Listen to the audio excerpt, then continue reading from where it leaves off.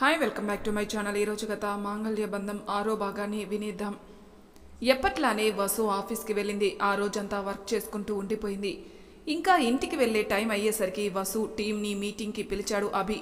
అందరూ గ్యాదర్ అయ్యాక, good evening team, ముందుగా మీకందరికీ కంగ్రాట్స్, ప్రాజెక్ట్ అనుకున్న టైంలో కంప్లీట్ చేసినందుకు అంటాడు అభి. థ్యాంక్స్ సార్ అంటారు టీం అంతా.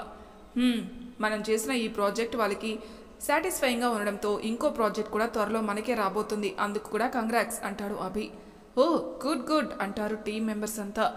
అండ్ మీకు ఇంకో మంచి హ్యాపీనెస్ ఉంది, అదేంటంటే ఈ ప్రాజెక్ట్ కూడా అనుకున్న టైంలో కంప్లీట్ అయితే ఆ నెక్స్ట్ వీక్ మన టీంకి ఆ కంపెనీ ఒక ప్లెజెంట్ ట్రిప్ అరేంజ్ చేస్తుంది అంటాడు. That's a wonderful news sir అంటారు అందరూ టీం.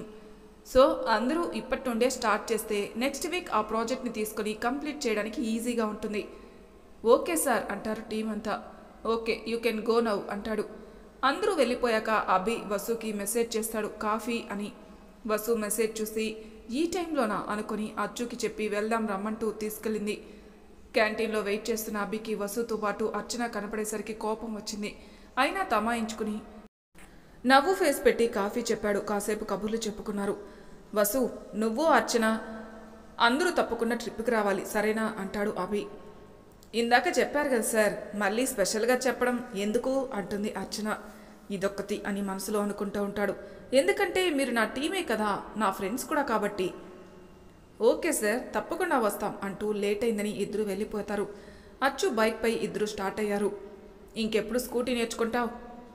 కొని మూలన పెట్టడం ఏం బాలేదే, కావాలంటే నేను కూడా నీతో పాటు ఉంటా, ఈ సండే నేర్చుకుంటావా అని అడుగుతుంది అర్చన. సండే అంటే ఏంటి, హాలిడే కదా, సో ఫుల్ రెస్ట్ తీసుకోవాలి పాప, నెక్స్ట్ టైం ఎప్పుడైనా అంటుంది వసు. నువ్వు మారవు అని అంటూ వసుని ఇంటి దగ్గర డ్రాప్ చేసి వెళ్ళిపోతుంది అచ్చు. ఇంటికి వెళ్ళిన వసుకి అర్జున్ ఎక్కడికో వెళ్తున్నాడని అర్థమైంది. వెంటనే ఫ్రెష్ అవ్వకుండా కిచెన్లోకి పరిగెత్తుకుంటూ చకచకా వంట చేసి డైనింగ్ టేబుల్పై సర్ది పెట్టి ఫ్రెష్ అవ్వడానికి వెళ్ళింది. అర్జున్ రూమ్ నుండి బయటికి రావడంతోనే డైనింగ్ టేబుల్పై అన్నీ ఉండడం చూసి వసు వచ్చినట్టు అర్థమై తన కోసం వెయిట్ చేశాడు.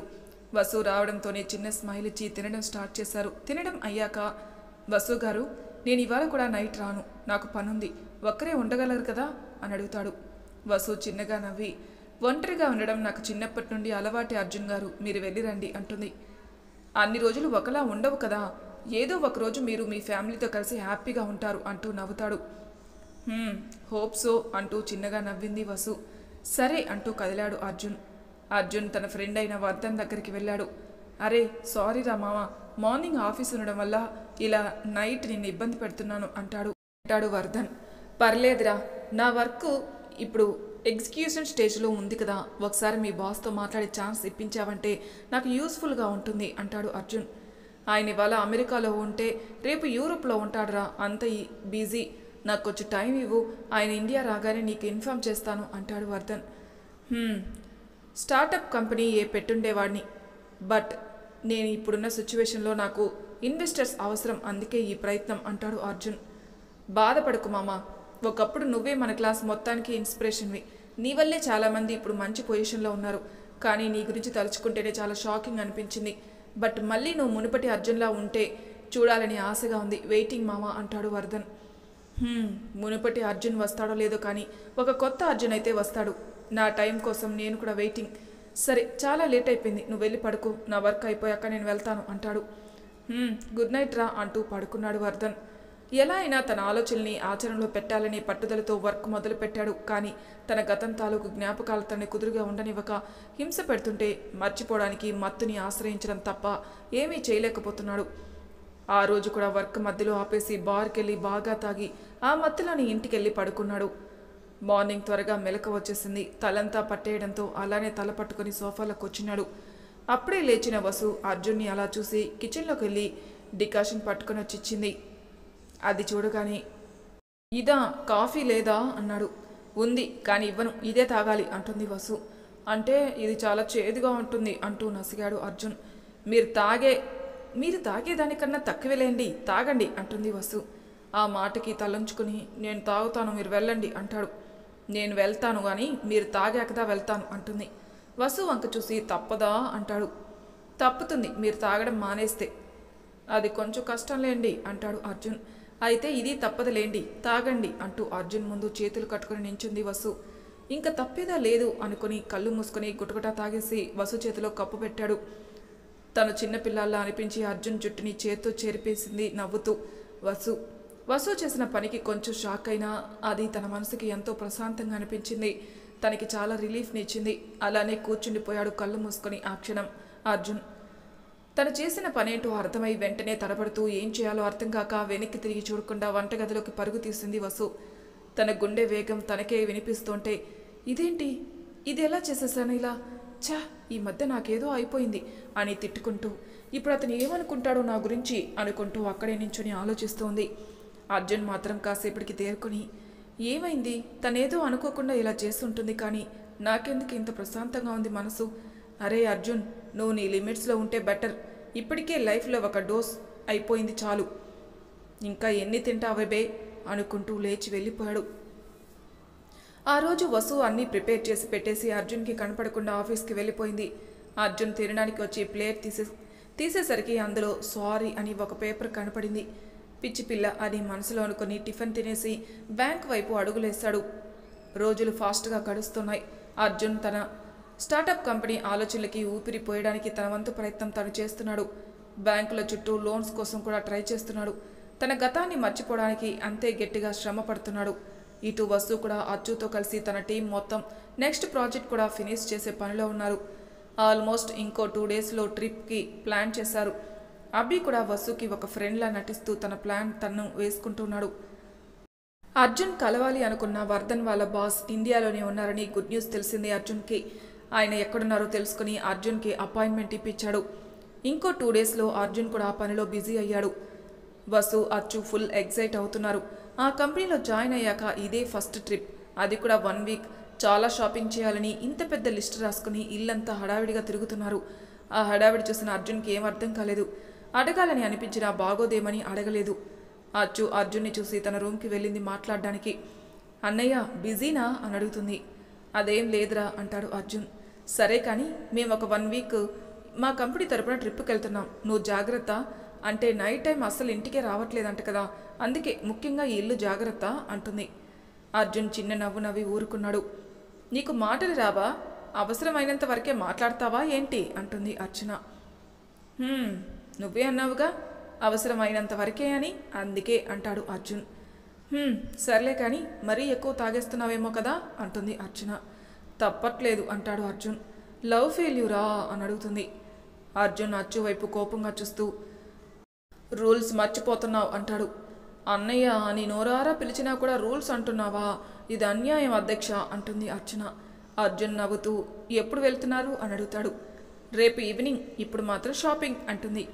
షాపింగ్ అంటే గుర్తొచ్చింది, నేను కూడా కొన్ని ఫార్మల్ సెట్స్ తీసుకుంటే మంచిదేమో అనుకుంటున్నాను, నేను కూడా జాయిన్ అవ్వచ్చా అని అడుగుతాడు అర్జున్. విత్ ప్లెజర్ అంటూ సరే 5 మినిట్స్లో రెడీ అయ్యిరా అని అంటుంది అర్చన. మరి మా ఓనర్ గారికి పర్వాలేదా అని అడిగాడు అర్జున్. అదేంటి, ఆవిడ మాట్లాడి వాళ్ళకి 14 డేస్ అయ్యింది అంటాడు అర్జున్. అబ్బో, డేస్ కూడా గుర్తుపెట్టుకుంటున్నావా అంటుంది అర్చన. అంటాడు అర్జున్. సరే నేను అడుగుతానులే, నువ్వు వచ్చేసాయి బ్రో అంటూ వసు దగ్గరికి వెళ్ళింది. అచ్చు నేను రెడీ, వెళ్దామా అంటుంది వసు.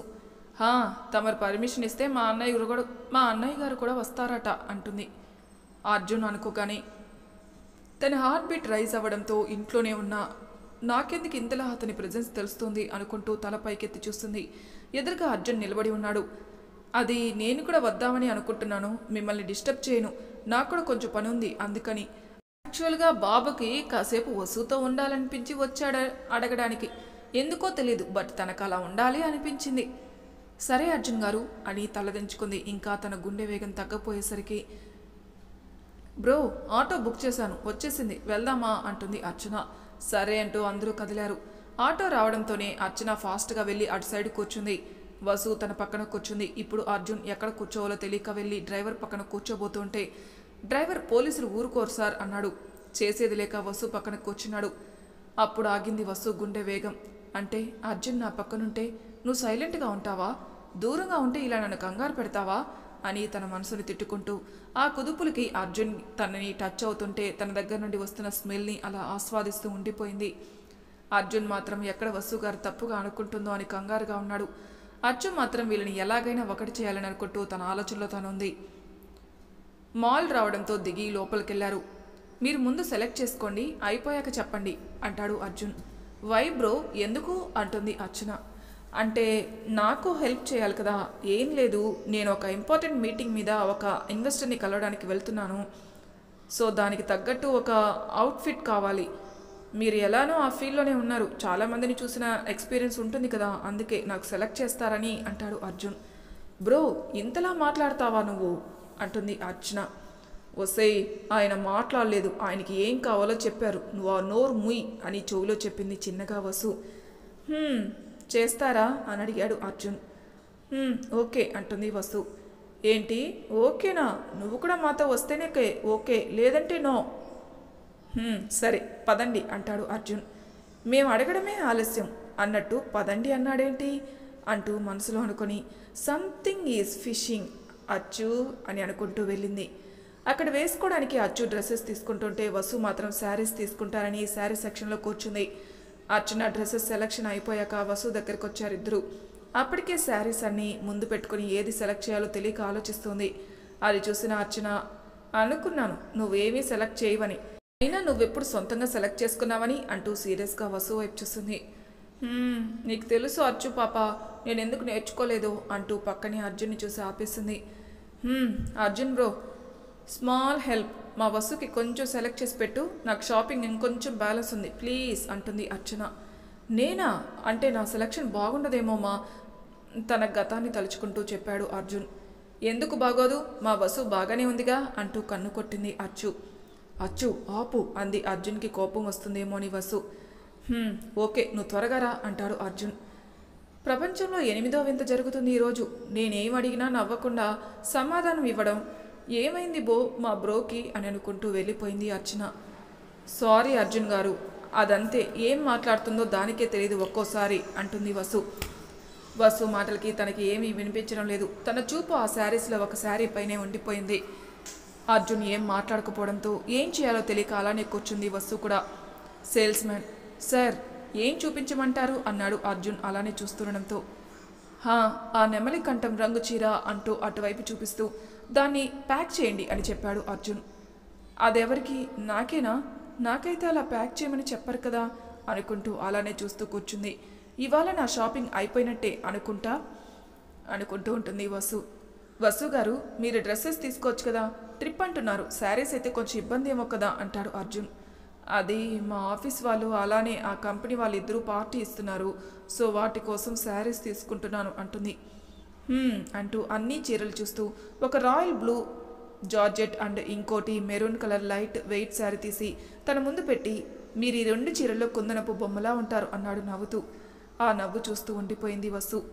వసు గారు నచ్చలేదా అంటాడు కంగారుగా, ఆల్రెడీ అయిన ఎక్స్పీరియన్స్ వల్ల. చాలా బాగున్నాయి, మీ సెలక్షన్ నిజంగా సూపర్ అంటూ ఇవి ప్యాక్ చేయండి సార్ అంటూ అతనికి ఇచ్చింది వసు. అయితే కొంచెం నా సెలక్షన్ కూడా చేసేస్తే వెళ్దాం ఇంకా అంటాడు. దానికి అచ్చు రావాలి, నా సెలెక్ట్ చేయడం నాకు రాదు అర్జున్ గారు అంటుంది.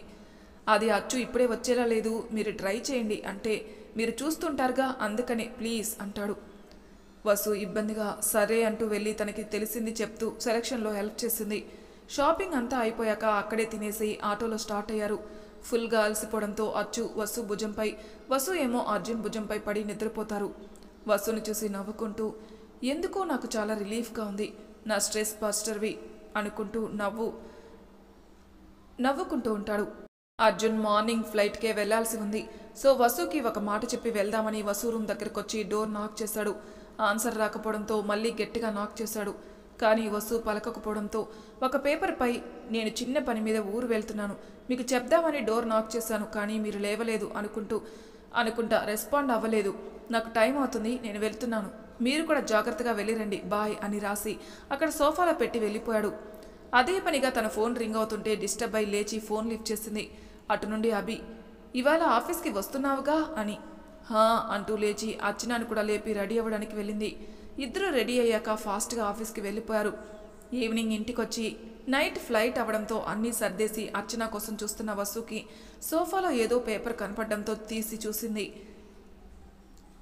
అందులో అర్జున్ వెళ్తున్నా అని చెప్పడంతో అయ్యో అసలు అర్జున్ విషయమే మర్చిపోయానేంటి నేను అని అనుకుంటూ ఉండగా అర్చన రావడంతో ఇద్దరు ఎయిర్పోర్ట్కి వెళ్ళిపోయారు. కాలం చాలా ఫాస్ట్గా వెళ్తున్నట్టు అనిపించింది వసుకి. అదేదో చిన్నపిల్లలు పార్కుకు వెళ్తున్నట్టు తెగ సంబరపడిపోతుంది. ఆ ఆనందంలో అర్జున్ గుర్తుకు రాకపోవడం కొంచెం వింతగానే తోచింది. అంటే నేను అర్జున్ గారిని ఇష్టపడడం లేదా, అర్చన అన్నట్టు ఈ బంధం కోసమేమో నేను అర్జున్ని యాక్సెప్ట్ చేయాలనుకుంటున్నా.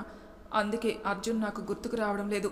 తనని మిస్ అయిన భావన కూడా నాలో లేదు అనుకుని ఇంకా తన గురించి ఆలోచించడం వేస్ట్ వసు తన మనసుకి అంటూ చెప్పుకొని అన్ని అనుమానాలు వీడి ఆనందంగా అడుగులు పెట్టింది గోవాలో.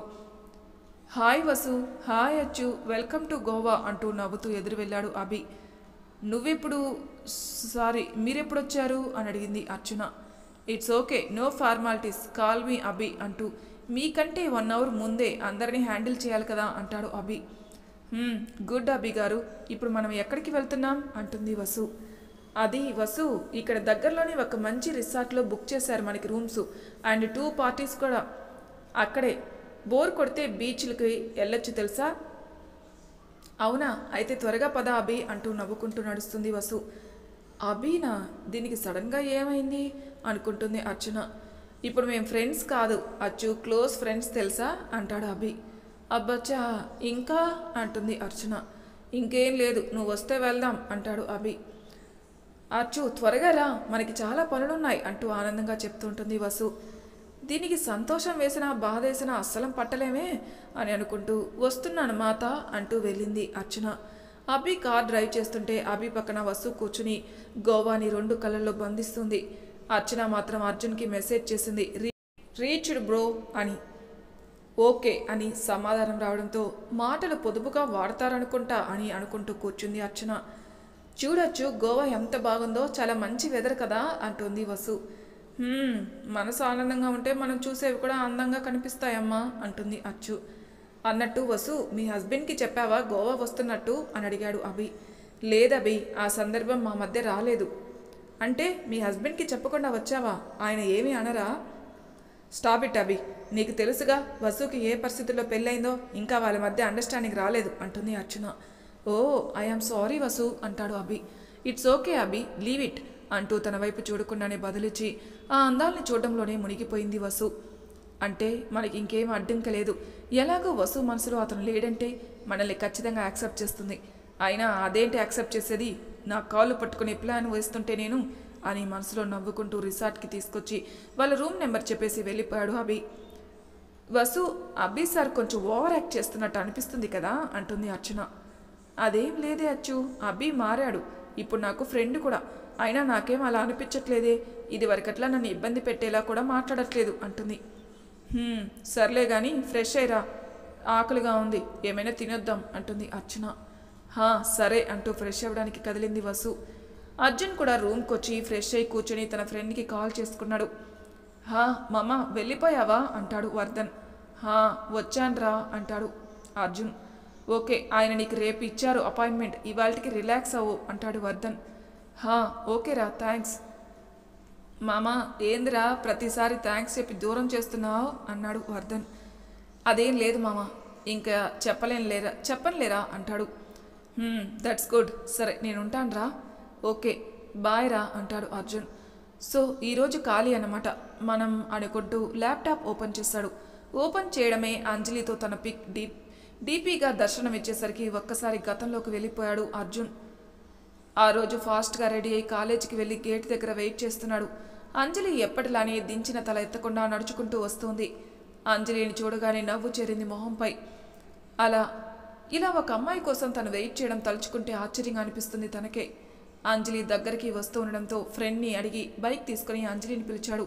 అంజలి అర్జున్ దగ్గరికి రాగానే, నువ్వు ఎప్పటి నుండో బయటికి తీసుకెళ్ళు అంటున్నావుగా, ఇప్పుడు వెళ్దాం వస్తావా అని అడుగుతాడు అర్జున్. ఇప్పుడా, నాకు ఇంపార్టెంట్ క్లాస్ ఉంది బాబు అంటుంది అంజలి. నువ్వే తీసుకెళ్ళంటావు, మళ్ళీ నువ్వే రాను అంటావు, ఇలా అయితే ఎలా, ఈ ఒక్కసారికి రా, ఈసారి ప్లాన్ వేసుకుని వెళ్దాం అంటాడు అర్జున్. నో కుదరదు బాబు అంటుంది. అంతేనా? అంతే అంటుంది. సరే బాయ్ అని వెళ్ళిపోయాడు అర్జున్. కోపం వచ్చినట్లుంది అని అనుకుంటూ అంజలి క్లాస్కి వెళ్ళిపోయింది. అర్జున్కి కోపం వచ్చి క్లాస్కి వెళ్లకుండా క్యాంటీన్లో కూర్చుని ఫ్రెండ్స్తో బాధ కానిచేస్తున్నాడు. ఆఫ్టర్నూన్ అయ్యేసరికి అంజలి అర్జున్ని వెతుక్కుంటూ వచ్చింది. అర్జున్ అంటూ పిలిచింది. ఫ్రెండ్స్తో మాట్లాడుతున్న వాడల్లా అంజలి పిలుపుకి వెనక్కి తిరిగాడు. నాకు ఇప్పటి నుండి క్లాసెస్ లేవు అంటుంది అంజలి. ఓహో, వెళ్తున్నాను చెప్పడానికి వచ్చావా? సరే బాయ్ అంటాడు. అంజలి తన ఫ్రెండ్స్ వైపు చూస్తుంది. వాళ్ళు కూడా వీళ్ళేదో గొడవ పడ్డారని అర్థం చేసుకుని అర్జున్ని వదిలేసి వెళ్ళిపోయారు. అప్పుడు అంజలి అర్జున్ పక్కన కూర్చుని అర్జున్ చెయ్యి పైన వేసి, సారీ అర్జున్, సార్ కొంచెం స్ట్రిక్ట్, పోయినసారి కూడా మిస్ అయ్యానని రానన్నాను, సారీ అంటూ తన చేతిని ప్రెస్ చేసింది. ఇప్పుడైనా వెళ్దామా లేక ప్లాన్ చేసి చెప్పాలా అన్నాడు చేతిని లాక్కుంటూ అర్జున్.